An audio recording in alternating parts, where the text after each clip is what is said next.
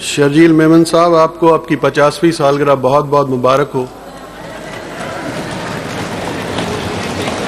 इतने अच्छे तरीके से सबने आराम से स्पीच सुनी, आज माहौल इतना अच्छा रहा पूरे हाउस का, तो आपने अपोजिशन वालों को दावत दी है केक खिलाने की? केक वेक लाएं आप?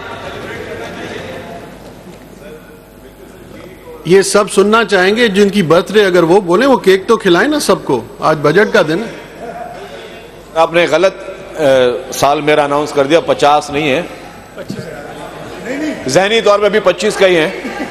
नहीं, ज़हनी तौर पे तो आप कुछ और छोटे हैं सर नासिर शाह साहब ने जो है अरेंज किया हुआ है कोई रिफ्रेशमेंट सब। आप सबको इनवाइट कर लें, अगर केक लाएं वो सब सुनना चाहें।